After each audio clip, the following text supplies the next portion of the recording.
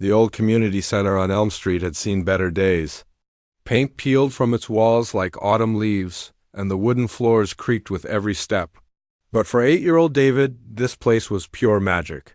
Every afternoon at 3:30, he would walk through those heavy doors, his white cane tapping rhythmically against the floor. Feeling his way to the back corner where his treasure waited, the piano was nothing special to look at. Donated years ago by St. Mary's Church down the street, it had countless scratches on its brown wooden surface. Several keys stuck when you pressed them, and it hadn't been tuned in who knows how long.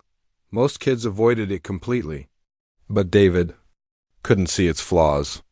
To him, it was the most beautiful instrument in the world. David had been born blind. His parents died in a car accident when he was just 3 years old, leaving him in the care of his grandmother, Betty. She was a strong woman in her 70s who worked 2 jobs to keep food on the table and a roof over their heads. During the day, she cleaned offices downtown. At night, she worked at a local diner, serving coffee to late-night customers and truck drivers passing through. Money was always tight in their small apartment. The walls were thin, and you could hear everything the neighbors did. The refrigerator hummed loudly, and the radiator clanged through the winter nights. But despite all the challenges, Betty made sure David never felt like a burden. She would tell him stories before bed and sing old gospel songs while cooking their simple meals. The community center became David's second home after school. While other kids ran around the basketball court or played video games in the recreation room, David was drawn to that corner piano like a moth to light. He had no idea how to read music. Nobody had ever taught him where to put his fingers or how to sit properly. He just climbed onto the bench and started pressing keys. At first, the sounds he made were random. Notes crashed together without any pattern or purpose. But David didn't give up. Something inside him knew there was music waiting to be discovered. Day after day, he returned to experiment with different combinations of keys. His small fingers began to remember which sounds went well together and which ones clashed. The breakthrough came on a rainy Tuesday afternoon in October. David was alone in the center, as usual, when a melody started forming under his fingers. It wasn't anything he had heard before. The notes seemed to flow naturally, one leading to the next like stepping stones across a stream. For the first time, he felt like he was really making music instead of just noise. From that day forward, David's musical journey took off like a rocket. He would hear songs on the radio during the short bus ride to school and somehow manage to recreate them on the piano later that afternoon. Gospel hymns his grandmother hummed while cooking, pop songs that played in the grocery store, classical pieces that drifted from the music teacher's classroom at school. David absorbed them all and made them his own. Mrs. Rodriguez, who managed the community center, started noticing David's progress. At first, she thought someone else must be playing when she heard beautiful music coming from the piano room. But when she investigated, she always found David alone, completely absorbed in his playing. His whole body would sway with the rhythm, and his face would light up with pure joy. The other kids at the center began to take notice too. They would gather around the piano, watching in amazement as David's fingers danced across the keys. Some asked him how he learned to play so well, but David couldn't really explain it. The music just felt natural to him, like breathing or walking. David's favorite time to play was late in the afternoon when the center grew quiet. Most kids had gone home for dinner, and the building settled into peaceful silence. That's when David felt most connected to the music. He would close his eyes, even though it made no difference to what he could see, and let his emotions guide his fingers. Sometimes he played sad songs that reminded him of missing his parents. Other times he created cheerful melodies that captured his excitement about learning something new at school. The piano became his voice in a world where he often felt invisible. Through music, he could express feelings he didn't have words for. Betty would pick him up from the center each evening after her day job ended. She could always tell what kind of day David had by listening to him play for just a few minutes. If he had been frustrated with schoolwork, his music would sound tense and choppy. If he had made a new friend or learned something exciting, the melodies would practically dance with happiness.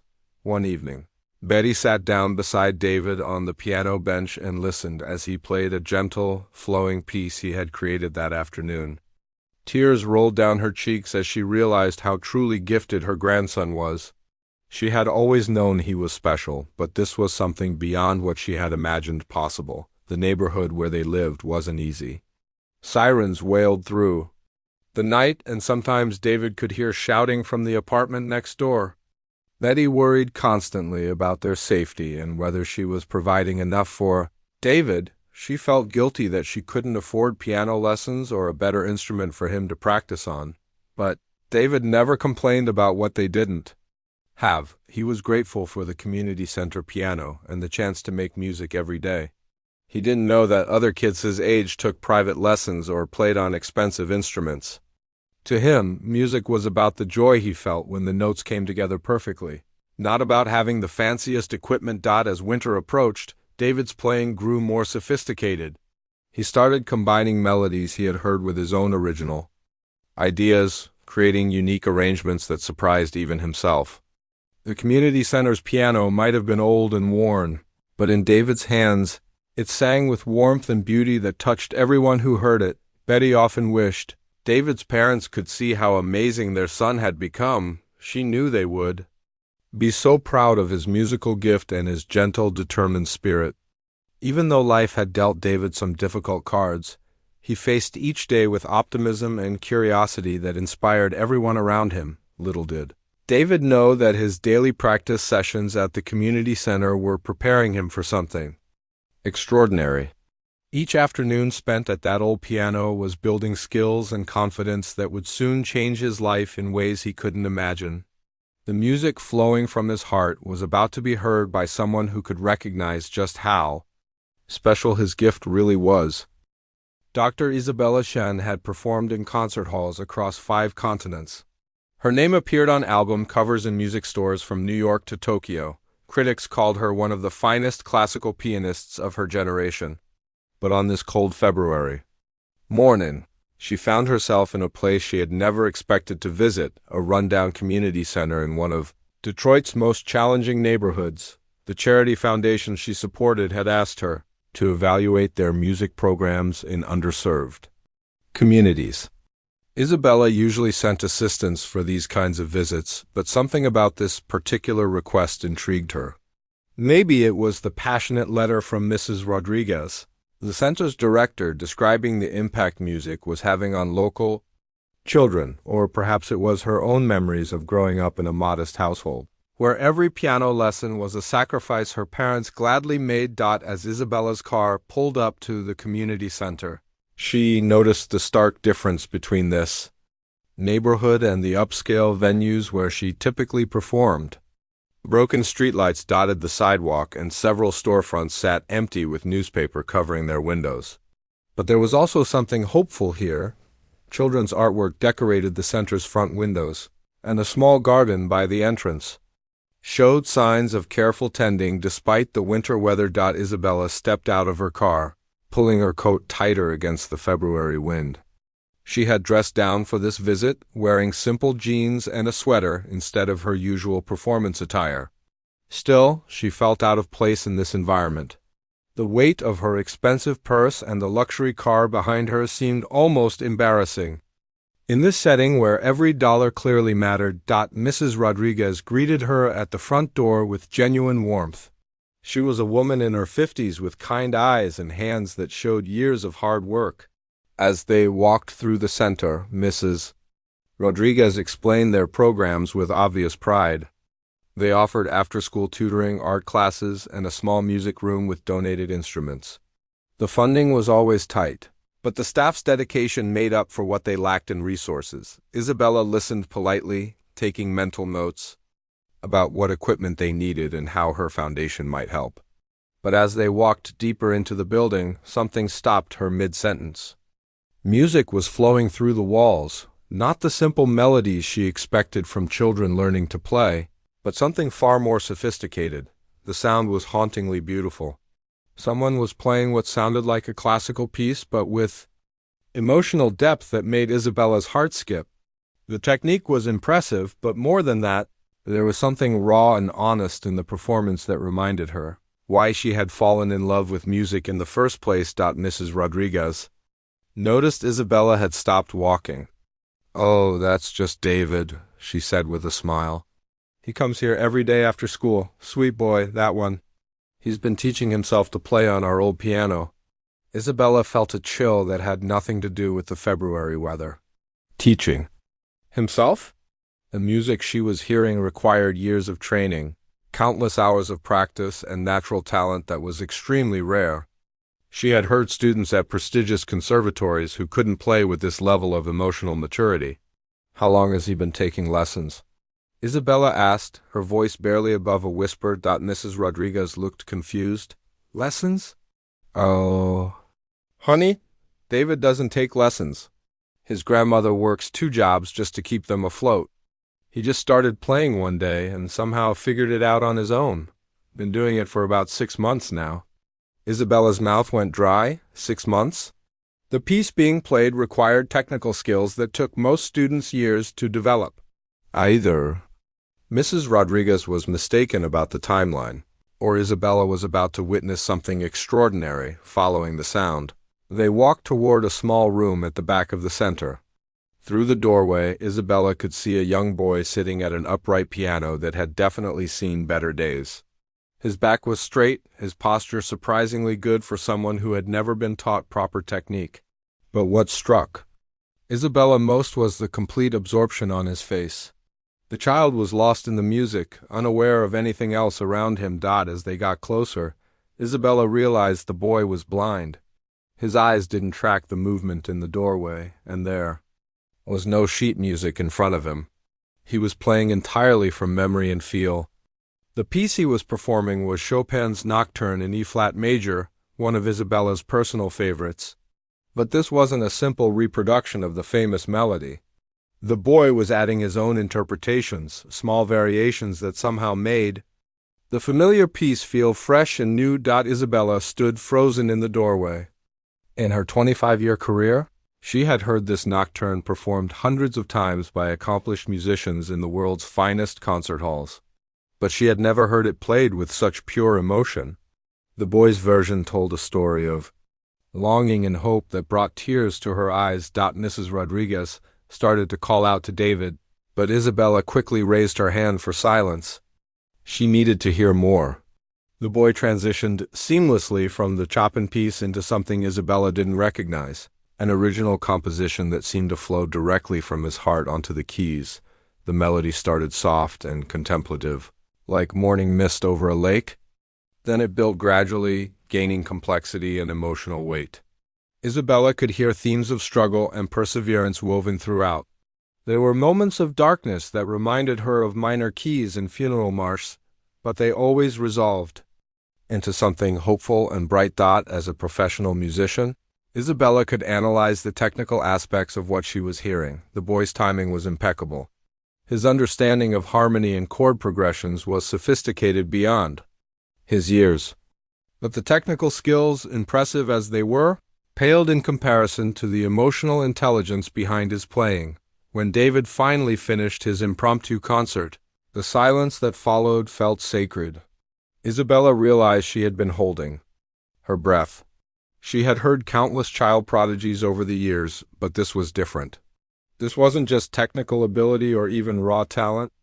This was music that came from somewhere deep inside, the kind of authentic expression that couldn't be taught in any classroom. David sat quietly for a moment, his hands resting gently on the keys. Then he began playing again, this time something light and playful that made Isabella smile despite her amazement.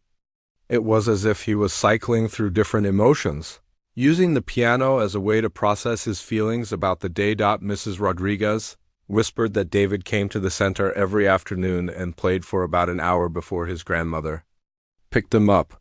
She said other children often gathered around to listen, drawn by the beauty of his music even though they couldn't quite understand what made it so special. Isabella watched David's face as he played.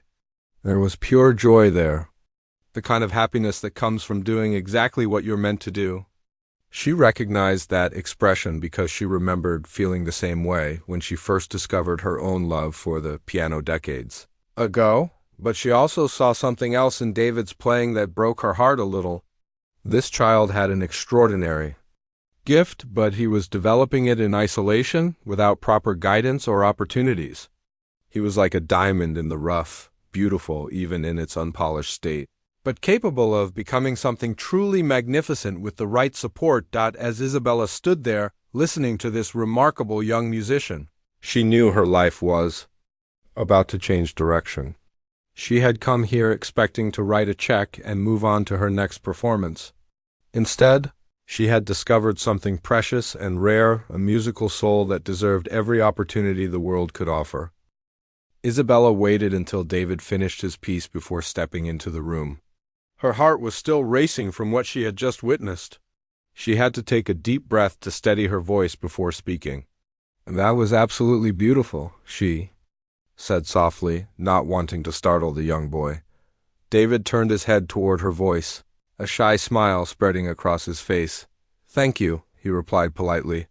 "I didn't know anyone was listening."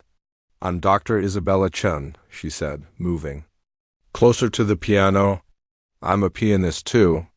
Would you mind if I sat down and talked with you for a few minutes?" David nodded eagerly and scooted over on the piano bench to make room. Isabella was struck by how small he looked next to the old upright piano, yet his presence at the instrument seemed completely natural, like he belonged there. "How long have you been playing?" Isabella asked, though she already knew the answer would surprise her. "About 6 months," David said, his fingers unconsciously finding the keys and playing a soft melody while he talked. "I started coming here after school, and this piano was just sitting here. Nobody else really used it, so I began trying to make music. 6 months. Isabella shook her head in disbelief. She had students at the conservatory who had been playing for years and couldn't match what she had just heard. "And you've never had any lessons?" David shook his head. "My grandma Betty works really hard, but there's not extra money for things like that. She feels bad about it sometimes, but I told her it's okay. I like figuring things out myself." The simplicity and maturity in his response touched Isabella deeply. Here was a child with extraordinary talent who harbored no resentment about his circumstances. Instead, he had turned limitation into opportunity, creating his own musical education through pure determination and natural ability. "Where did you learn that Chopin piece I heard you playing?" Isabella asked. David's face lit up. "Oh, that one. I heard it on the radio last month when Grandma Betty was driving me to the doctor. It was so pretty that I couldn't stop thinking about it. When I got here, I tried to remember how it went and played around until it sounded right." Isabella felt goosebumps rise on her arms. Learning a complex classical piece by ear after hearing it once was something even advanced musicians struggled with. For an 8-year-old to accomplish this was almost unbelievable. "David," she said carefully, "would you play something else for me? Maybe something you created yourself?" Without hesitation, David launched into an original composition that seemed to tell a story without words. The melody started gentle and questioning, like a child exploring a new place. Then it grew more confident, with playful runs and cheerful chord progressions that painted pictures of joy and discovery. Toward the end, the music became more contemplative, as if the child in the story was reflecting on all the wonderful things he had found. When David finished, Isabella sat in stunned silence. The piece was not only technically impressive, but emotionally sophisticated in a way that suggested musical maturity far beyond his years. She found herself wiping away tears she hadn't realized were falling. "That was incredible," she whispered. "You have a very special gift, David." David beamed with pride. "Music makes me happy," he said simply. "When I play, I feel like I can share that happiness with other people." Isabella knew she was at a crossroads. She could walk away from this encounter, maybe arrange for the foundation to donate some money for new instruments, and continue with her regular life of concerts and recordings. Or she could take a chance on something that might change both. There lives forever. "David," she said slowly, "I have a charity concert coming up in 2 weeks. It's to raise money for music programs in places like this community center. Would you like to perform at it? David's hands froze on the keys. Me? Perform in a real concert? It would just be for fun, Isabella said quickly, seeing the mix of excitement and nervousness on his face. You could play whatever you want. Maybe that beautiful piece you just played for me. Before David could respond, Betty arrived for her daily pickup. Isabella heard her grandmother's voice calling from the main room, and David called back that he was in the piano room. Betty appeared in the doorway, her work uniform wrinkled from a long day of cleaning offices. She looked tired but smiled warmly when she saw David at the piano with a visitor. "Grandma Betty, this is Dr. Chun," David said excitedly. "She's a real pianist and she wants me to play in a concert." Betty's expression shifted from pleasant curiosity to protective concern. "A concert?" she asked, looking at Isabella with new wariness. Isabella stood and extended her hand.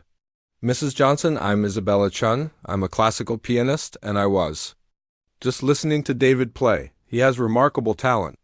Betty shook her hand politely but remained guarded. "David loves his music, that's for sure. But I don't know about any concert. We're just regular folks." Isabella understood Betty's hesitation perfectly. A stranger appearing out of nowhere with big promises probably seemed too good to be true, and possibly dangerous. Betty was protecting her grandson the only way she knew how. "I completely understand your concern," Isabella said gently. "Maybe I could explain what I have in mind. The concert is a charity event at the Detroit Symphony Hall. All the money raised goes to music programs for children. David would just play one or two pieces, whatever he's comfortable with." Betty frowned. "We don't have fancy clothes for something like that, and David's never performed for strangers before." "He wouldn't need fancy clothes," Isabella assured her, "and honestly, Mrs. Johnson, David's talent is so extraordinary that I think he could help raise a lot of money for other children who love music but don't have access to instruments or lessons." David had been listening quietly to this conversation, his fingers still moving softly across the keys. "Grandma," he said softly, "could we maybe think about it? I'd like to help other kids get to make music too." Betty looked at her grandson's hopeful face and felt her resolve weakening. She had always told David he could do anything he set his mind to, but this felt bigger and scarier than anything they had ever considered. Isabella sensed Betty's internal struggle. "What if you came to one of my rehearsals first?" she suggested. "You could see where the concert will be held and meet some of the other musicians. There would be no pressure to decide anything until you're both completely comfortable." Betty considered this for a long moment. She looked at David, who was practically vibrating with excitement, then back at Isabella, who seemed genuine in her enthusiasm for David's talent. "You really think he's that good?" Betty asked quietly. Isabella met her eyes directly.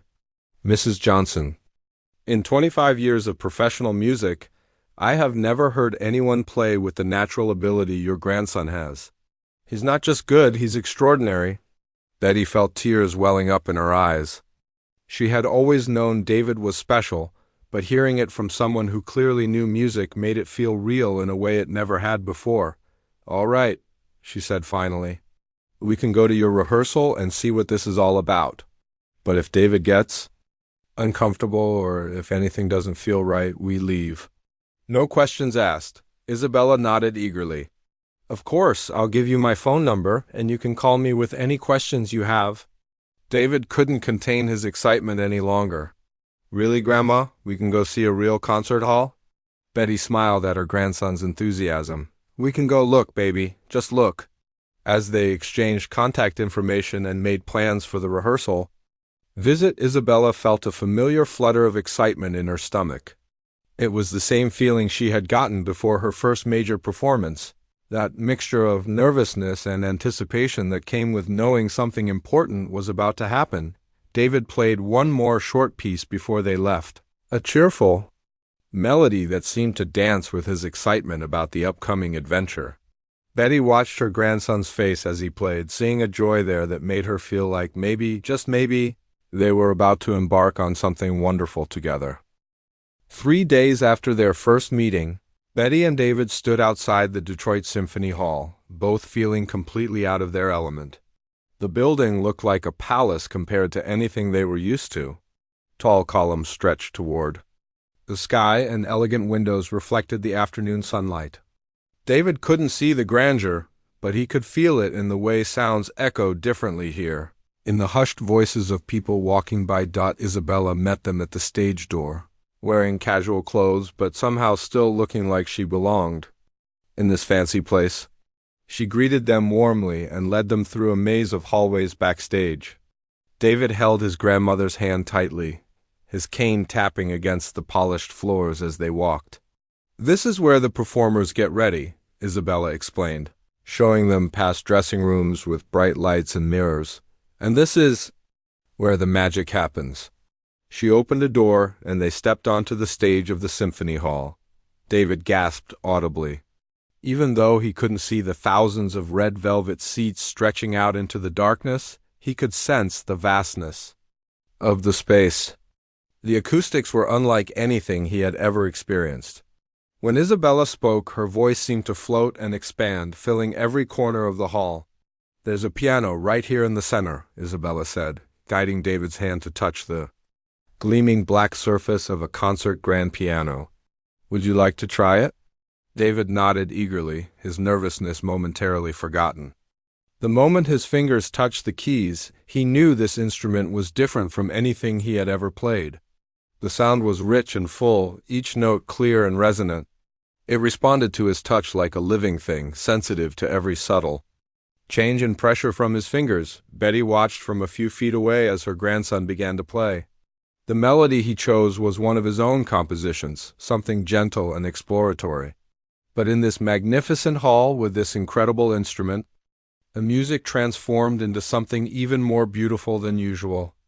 The notes seemed to dance in the air above them, creating layers of sound that gave Betty chills. Isabella listened with growing amazement.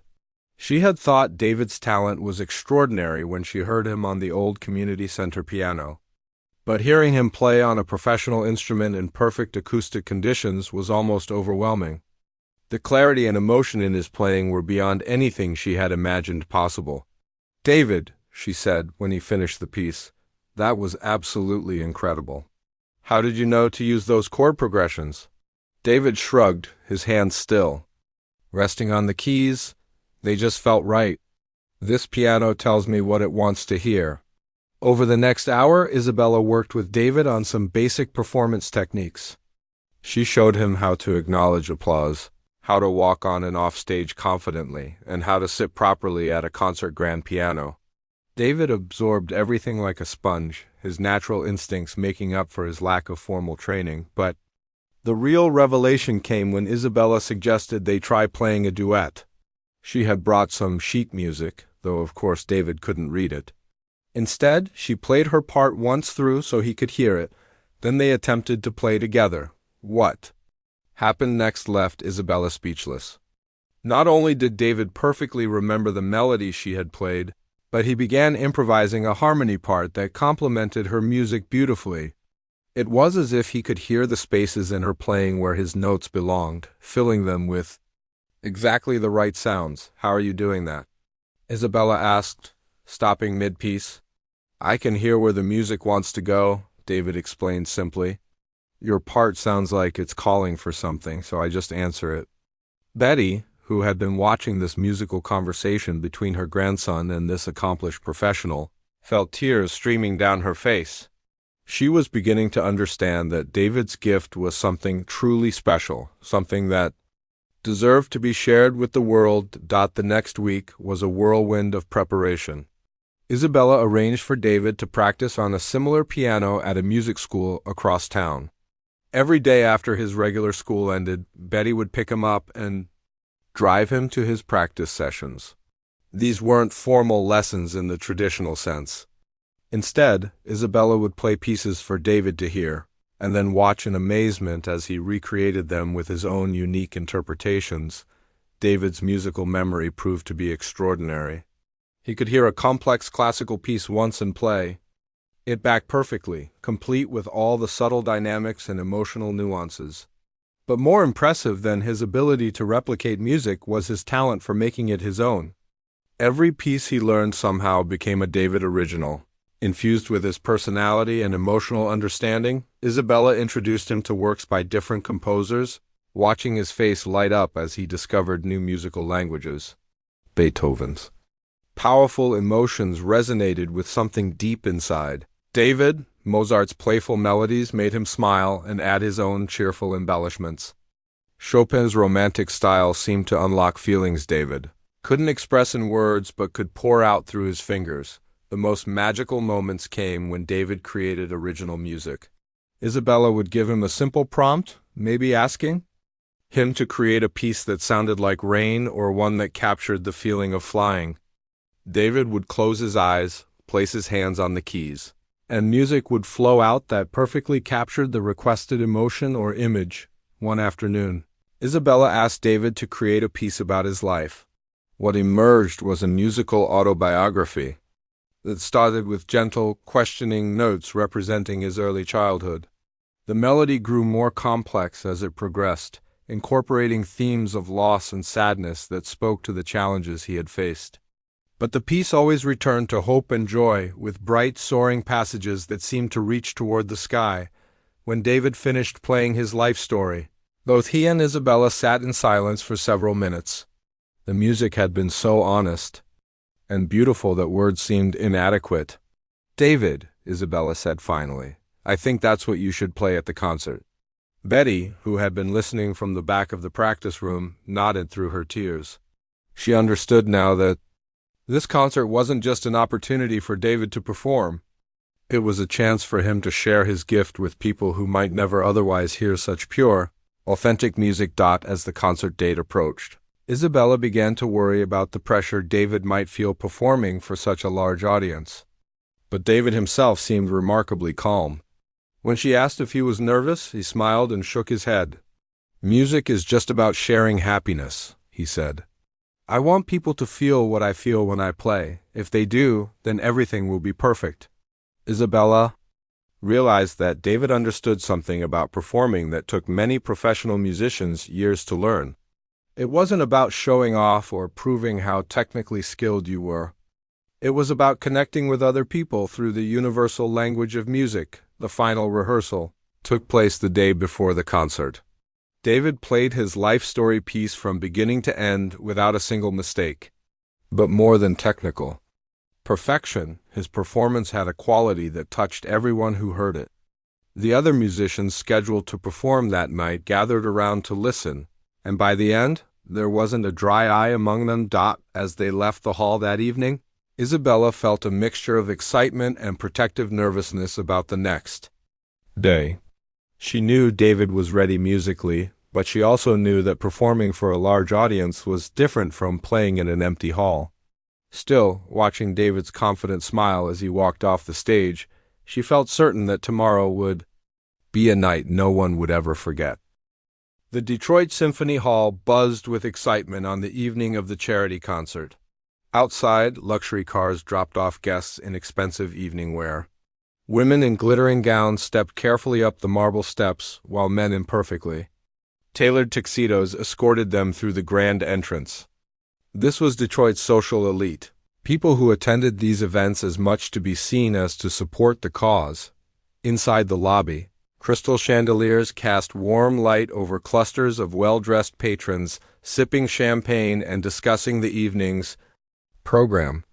The conversation was polite but predictable, comments about the weather, compliments on jewelry, and casual mentions of recent vacations to Europe or the Caribbean. Betty and David arrived 30 minutes before the concert began, using the stage door entrance that Isabella had arranged for them.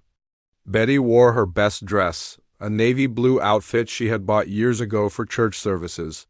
She had spent an hour that afternoon trying to make it look more formal, adding a simple pearl necklace that had belonged to her mother.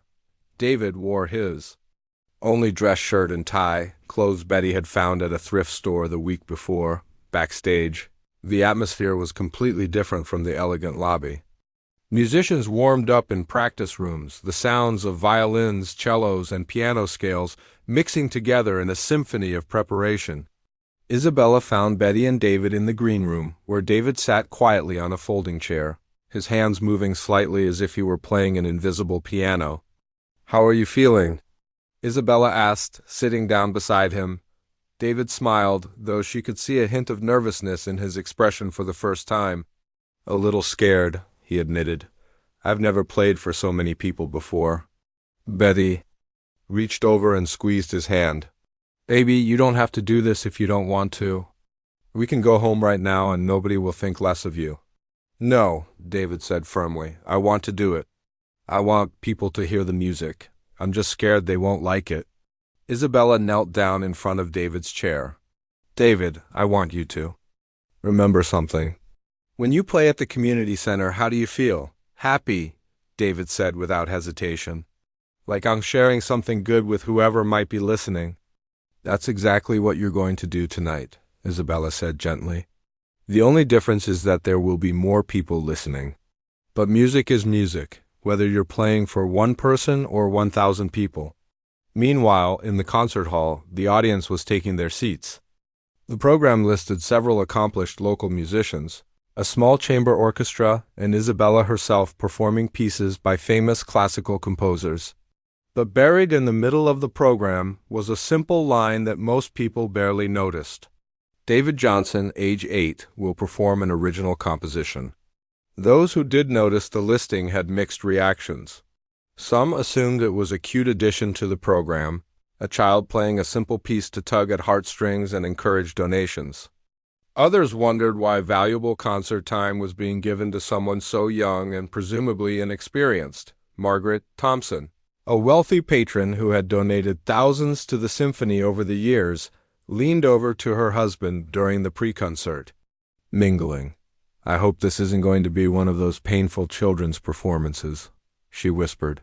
"You know how these charity events can get carried away with sentimentality?" Her husband nodded in agreement. "Hopefully it will be brief. I'm mainly here to hear Isabella shunt anyway." At another table, Dr. William Carter, a retired music professor, studied the program with curiosity. "David Johnson," he murmured to his wife. "I don't recognize that name." "Must be very new to the scene. 8 years old," his wife pointed out. "Probably a student of Isabella's. Though it's unusual for someone that young to perform at this level of event." As the lights dimmed and the concert began, the audience settled into their expectations. The first few performances went exactly as anticipated. A string quartet played Mozart with technical precision. A young violinist performed a Vivaldi concerto with impressive skill for her age. Each piece was met with polite, appreciative applause. Isabella's own performance, a challenging Rachmaninoff piece, brought the audience to life. This was what they had come to hear: world-class technique and artistry from a recognized master. The applause was enthusiastic and genuine, with several people rising from their seats. As Isabella took her bows, the stage crew quickly rearranged the setup for the next performer. The grand piano was moved to center stage, a single spotlight was positioned, and all other instruments were cleared away. The simplicity of the setup seemed almost stark after the elaborate arrangements for the previous pieces. The program coordinator, a nervous-looking man in his 50s, approached the microphone. "Ladies and gentlemen, we now have a very special performance for you. Please welcome 8-year-old David Johnson, who will be performing an original composition." The applause was polite but restrained. Many people used this as an opportunity to check their phones or whisper to their companions. Some shifted in their seats, preparing for what they assumed would be a brief, charming interlude before the serious music resumed. David walked onto the stage holding Isabella's hand, his white cane tapping softly against the polished wood floor. The sight of the young, blind boy made the audience quiet down out of courtesy. But there was still an air of patient tolerance rather than genuine anticipation. Isabella helped David find the piano bench and adjust it to the right height. She whispered something encouraging in his ear, then walked off stage, leaving David alone under the bright spotlight. For a moment, David simply sat still, his hands resting in his lap. The enormous hall stretched out in front of him, filled with nearly 2,000 people he couldn't see, but could definitely sense. The silence was so complete that he could hear his own heartbeat. Betty watching from the wings, felt her chest tighten with anxiety. What if David froze up there? What if the pressure was too much for him? She started to step forward, ready to rescue her grandson if needed, but then David lifted his hands to the keys, and everything changed. The first notes of his composition floated into the vast space of the concert hall, and the casual chatter stopped immediately. The melody was hauntingly beautiful, starting soft and introspective like someone sharing a secret. But there was something in those opening phrases that demanded attention, a depth of emotion that seemed impossible from someone so young. Margaret Thompson, who had been checking her jewelry in a compact mirror, looked up sharply. The music was nothing like what she had expected. This wasn't a simple children's piece. This was sophisticated, complex, and deeply moving. Dr. Carter leaned forward in his seat, his trained ear immediately recognizing that something extraordinary was happening. The harmonic progressions were advanced, the emotional maturity beyond anything he had heard from a child performer. But more than the technical aspects, there was something authentic and pure in the music that made him forget everything else. As David's composition unfolded, telling the story of his young life through music, the entire atmosphere of the concert hall transformed. Conversations stopped completely. Cell phones were forgotten.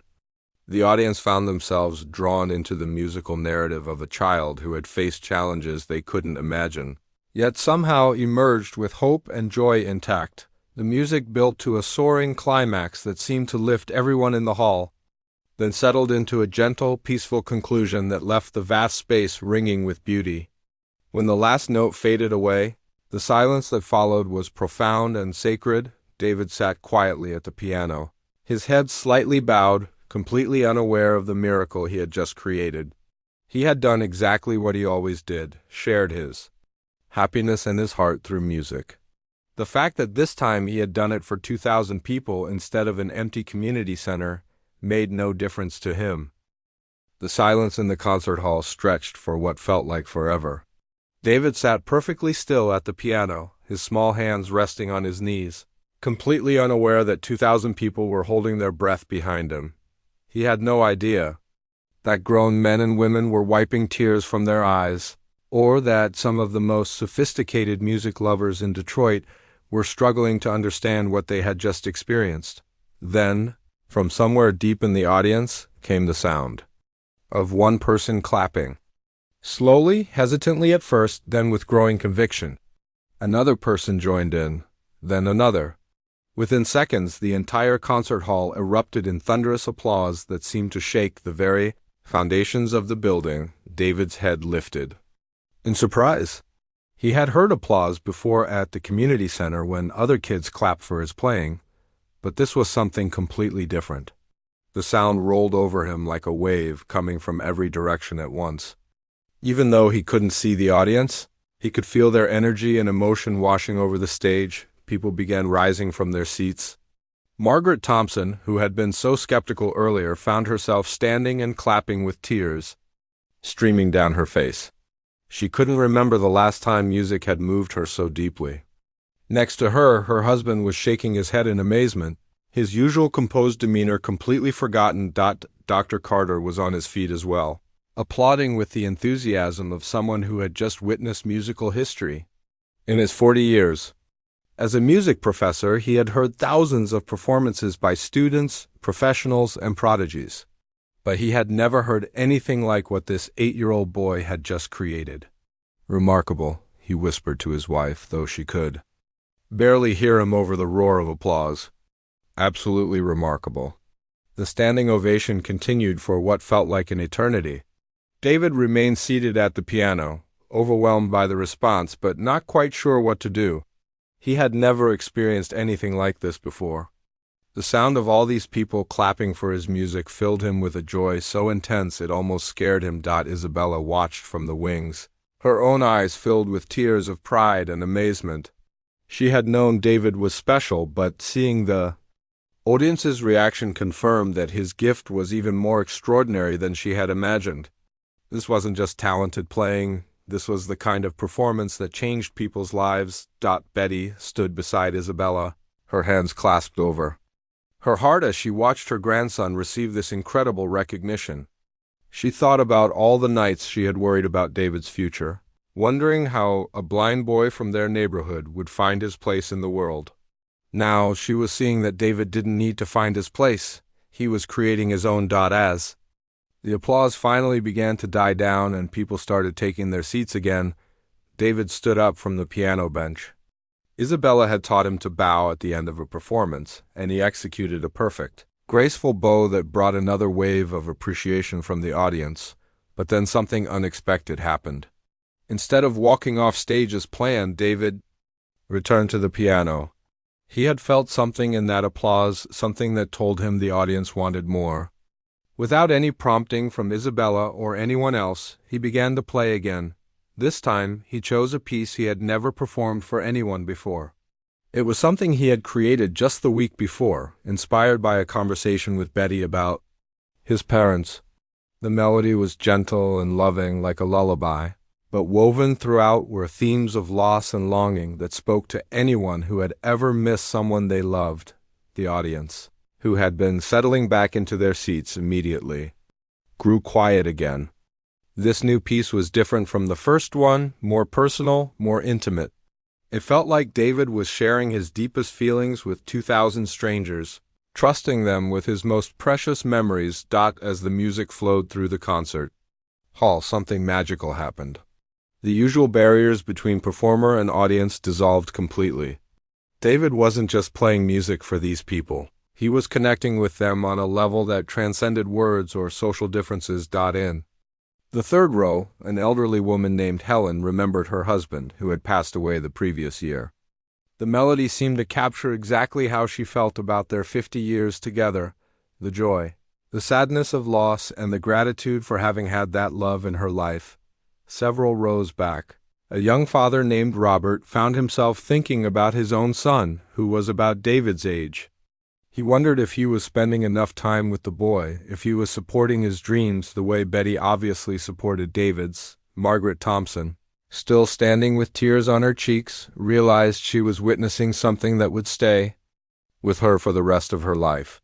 She had attended hundreds of concerts and cultural events, but she had never felt so moved by a performance. This child was teaching her something about courage and authenticity that all her wealth and education had never shown her. When David finished the second piece, the applause was even more intense than before. But this time, it wasn't just appreciation for technical skill or even artistic beauty. The audience was applauding David's courage in sharing such personal, honest music with them. They were thanking him for reminding them why music mattered in the first place. David stood and bowed again, his face glowing with happiness. He could feel the audience's emotions, their genuine appreciation for what he had shared with them. This was exactly what he had hoped would happen. People were feeling the joy and beauty that music brought to his own life. As he finally walked off stage, guided by Isabella, the applause continued for another 5 minutes.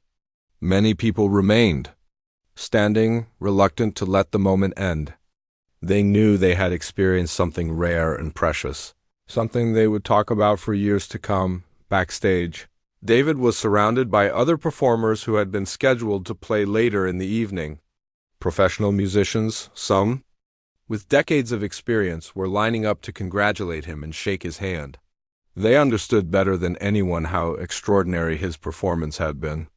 "That was incredible, young man," said Thomas Martinez, a cellist with the Detroit Symphony. "In all my years of performing, I've never heard anything quite like that." A violinist named Catherine Wu knelt down to David's level. "You have a very special gift," she told him. "Thank you for sharing it with all of us tonight." David accepted all the compliments with grace and humility, but what made him happiest was seeing Betty's proud smile. His grandmother had supported his musical dreams even when they seemed impossible. Now she was seeing that those dreams might actually come true. Isabella put her arm around David's shoulders as they stood in the wings, watching the remainder of the concert. But it was clear that nothing else that evening would compare to what had just happened. David's performance had set a standard of emotional honesty and musical beauty that transformed the entire event. As the final performer of the evening took the stage, Isabella knew that David's life had just changed forever. Word about his incredible performance would spread quickly through Detroit's music community and beyond. Opportunities that had seemed impossible just hours earlier were now becoming reality, but looking at David's peaceful, happy expression as he listened to the other musicians, Isabella also knew that success and recognition wouldn't change who he was at his core. David would always be the boy who played music simply because it made him happy and because he wanted to share that happiness with others. That pure love of music, more than any technical skill or natural talent, was what made him truly extraordinary. The first sign that something extraordinary had happened came at 6:30 the next morning. Betty was making coffee in their small kitchen when her old flip phone started ringing. She almost didn't answer it, thinking it might be a wrong number, since hardly anyone called them this early. "Is this Mrs. Johnson, David's grandmother?" The voice on the other end was excited and professional. "This is Jennifer Park from Channel 7 News. We heard about your grandson's performance last night, and we'd love to do a story about him." Betty sat down heavily in her kitchen chair, still in her bathrobe and fuzzy slippers. "A news story? About David?" Before she could fully process what was happening, the phone rang again. Then again. By 8 o'clock that morning, Betty had received calls from 3 television stations, 2 newspapers, and a radio show. Word about David's performance was spreading faster than she could have imagined possible. David himself was still asleep, exhausted from the emotional intensity of the previous evening. He had no idea that while he was dreaming, his life was changing in ways that would have seemed impossible. Just 24 hours earlier, the first video appeared online around 9 in the morning. Someone in the audience had been recording when David played his second unplanned piece. The 30-second clip, posted to social media with the caption, "8-year-old blind boy gives performance of a lifetime," began gathering views at an incredible rate. By noon, the video had been shared hundreds of times. By evening, it had reached thousands of people across the country. The comments section filled with messages from viewers who were moved to tears by David's music, even through their phone speakers and computer monitors. "This child is absolutely incredible," wrote one viewer. "I've never heard anything so beautiful in my life." "How is this even possible?" asked another. "He's playing with more emotion than musicians who've been performing for decades. This boy has a gift that needs to be shared with the world," commented a user from California. Isabella spent most of that day fielding phone calls at her own home. Music industry professionals, talent agents, and representatives from major record labels were all trying to reach her, hoping she could put them in touch with David and his family. "I've been in this business for 30 years, said Robert Chun, a talent manager from New York who called that afternoon. "I've never seen anything generate this kind of response this quickly. People are calling this performance magical." The most surprising call came from Dr. Patricia Williams, the Dean of Admissions at one of the country's most prestigious music conservatories. "Dr. Chun," she said, "we've been following the story about your young protege. We'd like to discuss a full scholarship opportunity for David." Isabella nearly dropped the phone. Full scholarships to elite music schools were almost unheard of, especially for someone so young. "He's only 8 years old," she reminded Dr. Williams. "We're aware of his age," Dr. Williams replied. "We're also aware that talent like this appears maybe once in a generation. We'd like to arrange a meeting with his family as soon as possible." Meanwhile, Betty was struggling to understand what was happening to their quiet life. By the third day after the concert, reporters were showing up at their apartment building. Neighbors who had barely spoken to them before were suddenly very interested in David's story. "I always knew there was something special about that boy," claimed Mrs. Patterson from down the hall, though Betty couldn't remember her ever showing much interest in David before. The attention was overwhelming. But what touched Betty most were the personal messages that started arriving. Letters came from parents of other children with disabilities, thanking David for showing the world what was possible. Music teachers wrote to express their amazement at his natural ability. Complete strangers sent notes saying that watching David's performance online had inspired them to pursue their own dreams. One letter particularly moved Betty. It came from a woman in Ohio whose daughter was also blind.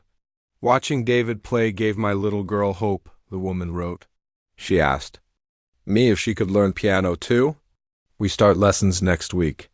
Thank you for sharing your grandson's gift with the world. David himself was adjusting to the attention with remarkable maturity. When reporters asked him how it felt to be famous, he seemed genuinely puzzled by the question. "I'm not famous," he said simply. "I just play piano because I love it." But the opportunities that came with recognition were very real. A major piano manufacturer offered to provide David with a professional quality instrument for his home. A children's hospital in Detroit asked if he would consider performing for young patients. 3 different music camps extended invitations for the following summer. The most significant offer came from the Metropolitan Opera House in New York City.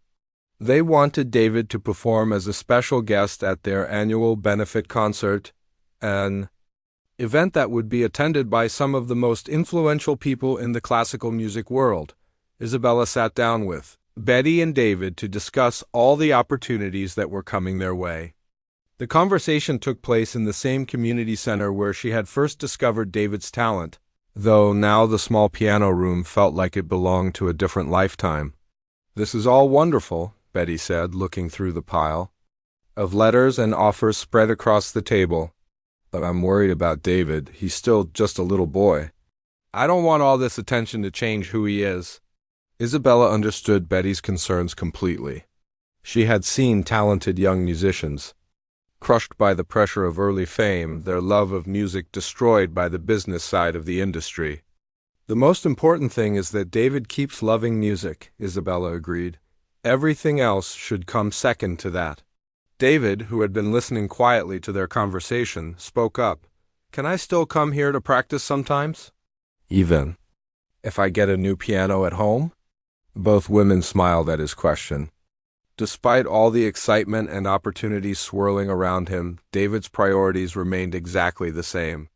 He wanted to make music, share it with people who would appreciate it, and continue growing as a musician.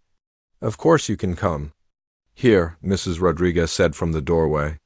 She had been following David's story with pride and amazement. "This will always be your home." As they talked through the various opportunities, it became clear that David's performance had done more than just launch his own career. The charity concert had raised more money than any previous year, funding music programs in dozens of community centers across the city. David's story was inspiring other children to try music for the first time. Local music stores reported increased sales of keyboards and piano method books. The community center where David practiced saw a surge in enrollment for their music programs. Parents who had never considered the arts important were suddenly asking about lessons for their own children. By the end of the week, David's story had been featured in national magazines and broadcast on television programs across the country. A documentary filmmaker called interested in following David's journey over the next few years. Publishers inquired about book deals telling his story, but perhaps the most meaningful recognition came from an unexpected source. The mayor of Detroit announced that David would receive the city's Youth Excellence Award, honoring his contribution to the community through music. The ceremony would take place at the same Symphony Hall where his journey to recognition had begun. As Isabella drove Betty and David home from another meeting with potential sponsors and supporters, she reflected on how quickly everything had changed. Just 1 week earlier, David had been an unknown boy playing on an old piano in a community center. Now he was being hailed as a musical prodigy with opportunities most professional musicians could only dream of.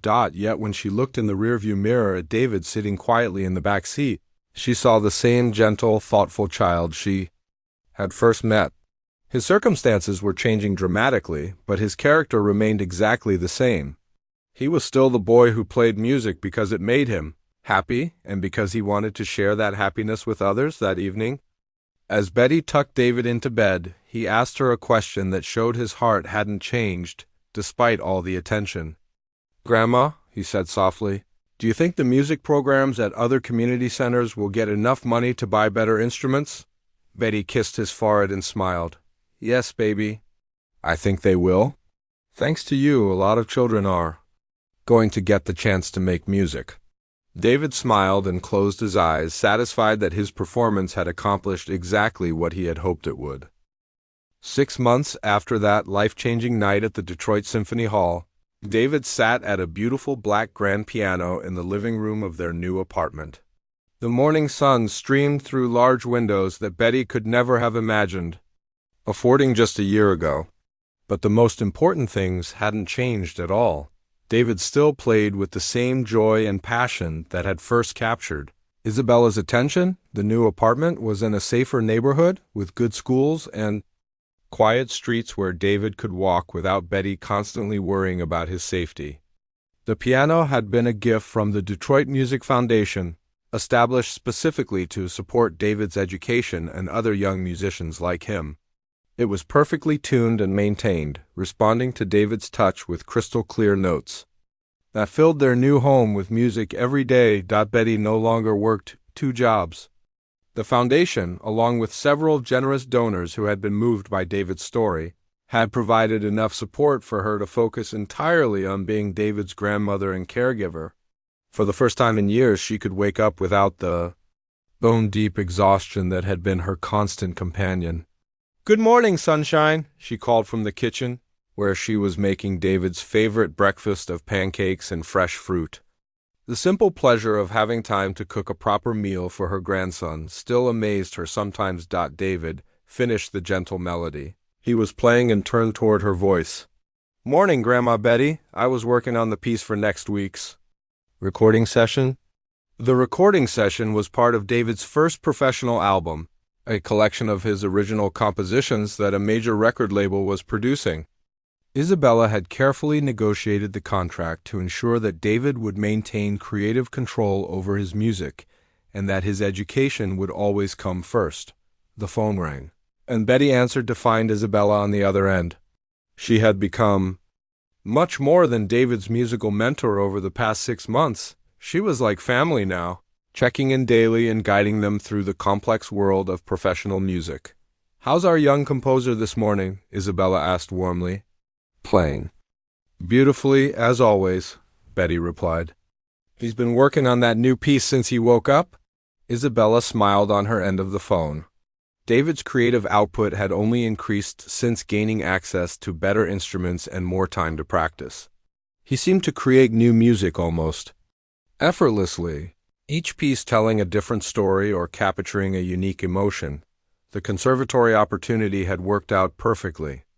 Rather than enrolling David as a traditional full-time student, they had created a special program that allowed him to work with master teachers twice a week while still living at home with Betty. This arrangement gave David access to world-class musical education without overwhelming him or taking him away from the stability of his family. His teacher, Professor Michael Jung, had initially been skeptical about working with such a young student. But after their first lesson, he called Isabella with excitement. "This child doesn't just have natural talent," he had said. "He has musical wisdom that usually takes decades to develop. I'm not sure what I can teach him that he doesn't already know instinctively." The lessons had evolved into something more, like collaborations, with Professor Jang presenting David with new musical concepts and watching in amazement as the boy absorbed and transformed them into his own unique style. David was learning to read Braille music notation, though his phenomenal ear meant he rarely needed it. The community center on Elm Street had been transformed as well.